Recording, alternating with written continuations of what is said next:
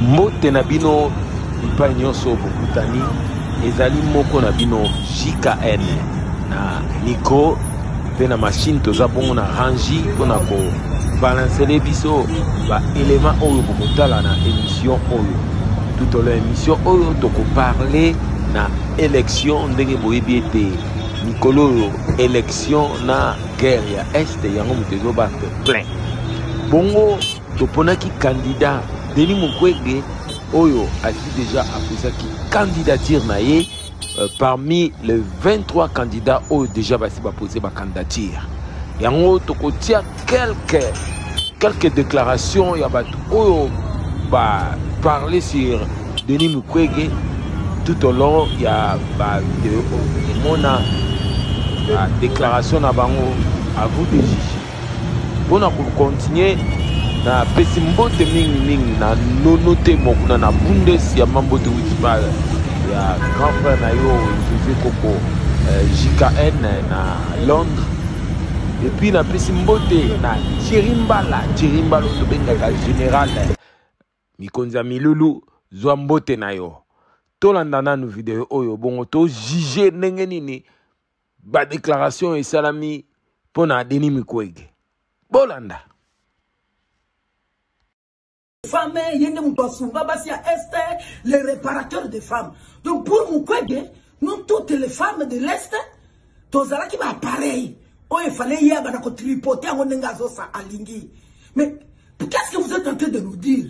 En quoi est-ce que Mukwege nous a été utile? En quoi est-ce qu'il nous a aidé? Les débuts là, quand on a violé les bandits, la guerre,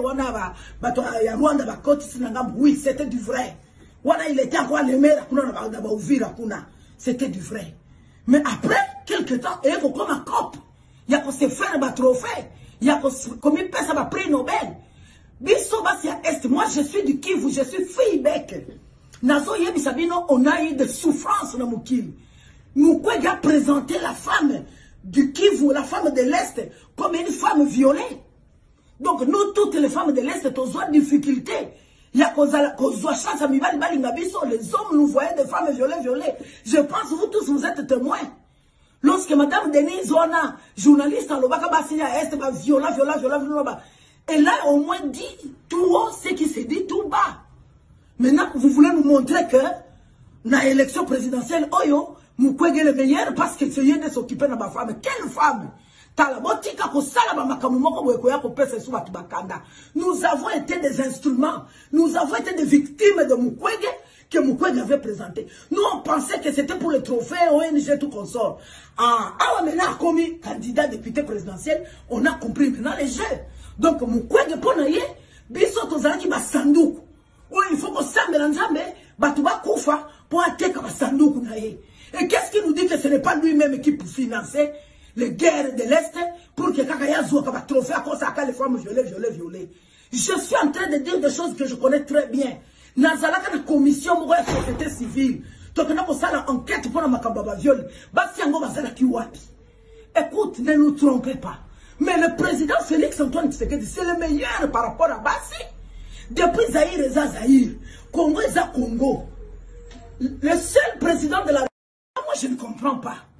Quand tout le monde est en train de nous dire que... Je crois que tu commis dans un moment il y a ma autonomie. Je suis le candidat unique, le candidat des Congolais, Félix Antoine Tshisekedi Tshilombo, ou Bisso ba Congolais. Donc, s'oppose à Congolais, candidat na Bisso, à Yebani, Félix Antoine Tshisekedi Tshilombo. Mais il y a mon candidat na Bisso, à Saïbisi Bisso, adversaire où il y a donc Baba Congolais. Il y a un candidat, il y a un multinational, Mboko Tosasikoy. Batindie bapesiye maloba balobi kende koma mokonzi na Congo moto ya pesiye maloba a mokonzi ya mboka moko oyo ti lelo aza na bokonzi na mwana ta pene lokote maloba nini bapesiye aya une fois président de la République akoyede biso mibali to bala na biso mibali boyebiye mokonzi ya mboka lobaki na ye mais esuki wana te ezape na candidat ya Rwanda yepe a offert face na candidat ba congolais na Congo candidat ya Rwanda azali boyebiye et ceux qui ont été ils appellent un candidat il y a Joseph Kabila il y a FCC boyebiye aza parfois tam soko kamobi oh parce que les candidats FCC oui bande ko boyebi li solo les cas il y a les deux pasteurs dans la République démocratique du Congo pasteur moko aidaka pouvoir à 18 ans pour pas faire agenouer collègue naïe pasteur. Oyebi lisolo. Donc le col a pouvoir à 18 ans, bah là qui n'a ma coquille à simba poutinote, bah les cas est pas un collègue pasteur. Oyebi le loi commis candidat président de la République. Donc na conflit on a bombaka pouvoir à 18 ans na sima mokongo naïe. Le lopé à sa candidat président de la République, il y a FCC donc à bombi pe batouana. Maintenant là qui est plus loin, il y a koyebisa pas les pasteurs mais candidat président de la République. Au Simbaka Bible ndenge na yebi ma commune Nzambe lobinini tango ngo bonzela Nzambe libonza soko ça na conflit nan de kobongisa lelo tango zo ya candidat président de la République o arranger na frère na yo pasteur o bongisi na ye lelo yebi si biso que Dieu m'a dit au diriger Congo mais où est le Dieu o ya lobaka na yo que quartier enseignement nyo c'est comme quartier louange où en sommes nous répare-toi avec le pasteur Koutino bongo oya ko diriger biso si ça ba problème na ye ba mbongo na ye futa ba câble na ye oya ko tsaka futa bongo oya voilà mais même Mukwege a cette mission et le quoi na singana kingo ya l'Occident wana parce que oyebi na kamo sur la pina bango pour la prix Nobel au bapesi wana tu es trafiquant des organes mais je vous dis j'ai des preuves et puis na botanga Congo ya maman moko baswana Mukwege aujourd'hui il a 80 ans bon tout na Mukwege pourquoi maman Marie Manson à l'ouest na est pourquoi baswana Mukwege parce qu'il détient les secrets de Mukwege il arrive finita bakitara na est mais si on a besoin makambo les karaba na ba fin moko na biso bokondimati parce que le Kinois pense que le Congo est à Kinshasa moi je ne suis pas contre lui l'Occident veut détruire l'Afrique, veut le Congo sans les Congolais. Via ba immigré burundais touti utu. Onde ba Mukwege baza, ba politique na baya, ba kamere baya, ba ubewa baya. Mukwege na objectif na ya trafiquer na organes. Je suis décidé de vous dire que non, pas misuni to lera na Congo to lera ba nzoto bande konabiso. De voir un monsieur pareil, Mundele a sponsorisé, yeso mona Mundele a sponsorisé noir kada li pambabo.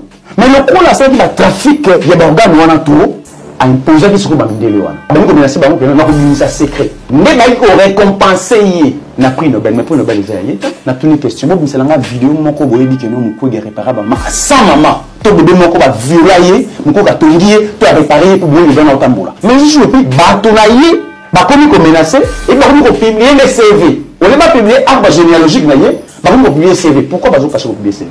Parce que ba yebi, il a un objectif de détruire ces pays. Nos ennemis du Congo sont à l'interne. Bon, tu as l'autorité, soit-disant l'autorité, mais n'est-ce pas étrangère? Pourquoi on impose la étrangère? Moi, je suis venu juste dénoncer cela. On a des cartouches. Et un rapport au mapping au détenant,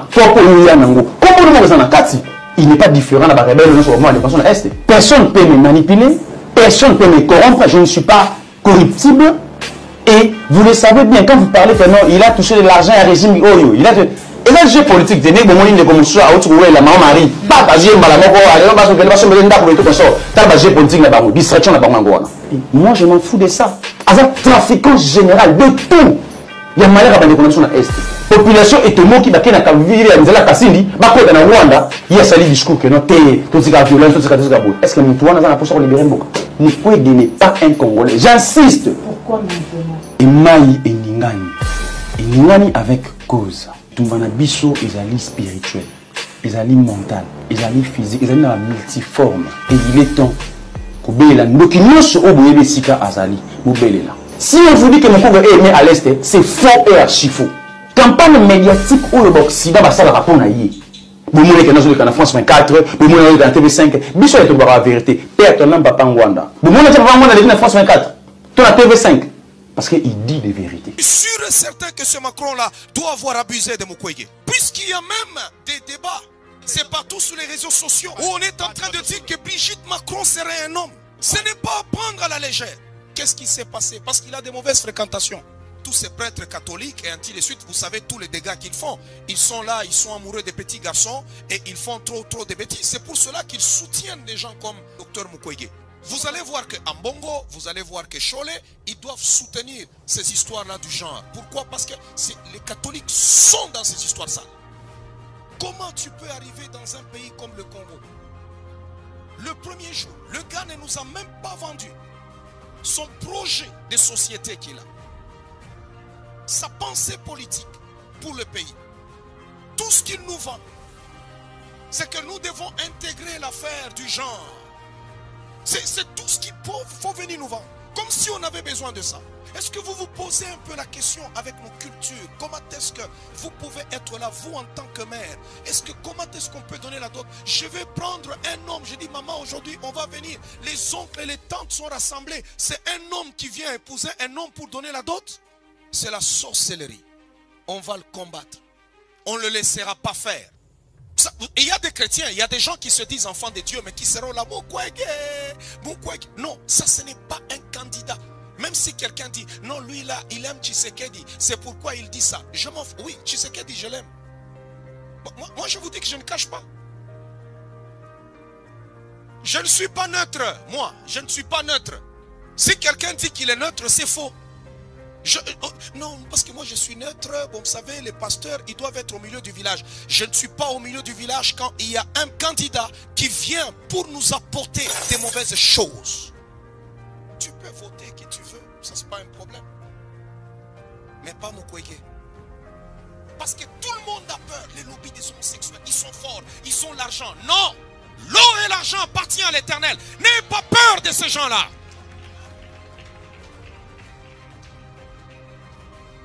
Faut pas avoir peur de ces gens-là. L'or et l'argent, la puissance et la domination appartiennent à Jésus-Christ de Nazareth. Nous allons prêcher. On va montrer à cet homme que nous sommes un pays chrétien. Nous sommes un pays qui avait... Ce pays a été confié au Seigneur. On l'a recommandé au Seigneur Jésus-Christ. Et on va le prêcher aujourd'hui. On va prêcher demain. On va prêcher après-demain. Et je vous assure qu'il va échouer lamentablement. Et aujourd'hui, on veut nous amener dans notre Congo. Dans ce grand Congo. Le Congo de nos ancêtres, de nos pionniers. Ce Congo de Lumumba, de Mobutu. Ce Congo de Tshisekedi. On veut nous amener ces choses sales. Nous le refusons. Je disais, on va vous amener des concepts venus d'ailleurs. Des concepts comme la notion du genre. Au Congo, nous n'avons pas de problème d'orientation sexuelle. Vous reconnaîtrez ces gens-là lorsque leurs parrains vont leur donner un mot d'ordre pour se réunir, se mettre ensemble pour devenir plus forts. Mais ils vont se tromper, ils ne seront pas plus forts parce que c'est notre peuple qui est le plus fort. Il faut que les Congolais s'élèvent et qu'ils montrent à Mukwege qu'il a mal joué. Il peut être candidat, il peut présenter son projet politique, son projet de société. On peut accepter. Mais de là à venir nous amener des choses sales, non, non, non. Je suis désolé si tu es le frère ou tu es la soeur de Denis Mukwege. Mais si tu es sa soeur, et il y a beaucoup de personnes d'ailleurs de sa famille qui sont membres de mon ministère. Mais il est possédé, votre frère. Il est démoniaque. Si tu soutenais Mukwege ce matin, ne le soutiens plus. Sinon tu deviens aussi un antichrist. Tu dis que tu as soigné les femmes du Congo. Tu vas prendre les mêmes bourreaux qui ont financé cette guerre pour détruire nos femmes, détruire nos villages. Il vient te donner encore l'argent pour que tu viennes encore.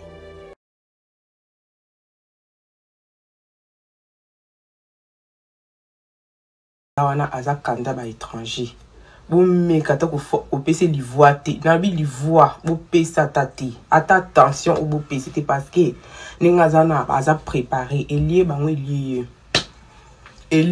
elie ninga zawana bokeba poso bo voter nde to okini mo liboso besoka bo voter be nde to zonga sima bo comprendre te siko na betame du solo ndenge nini na confirmer ma comme président Aluba. Parce que voiture n'a rien qui moi crête tout, madame Mana to bando ça mon constat pour à futanine pour voilà dit tout ça la rame assurance et tout pour ba bon c'est la rame ni wana. Et puis ba pli la baya qui se ba 5 biso ba nini ou ba permis mikanda ba voiture et tout.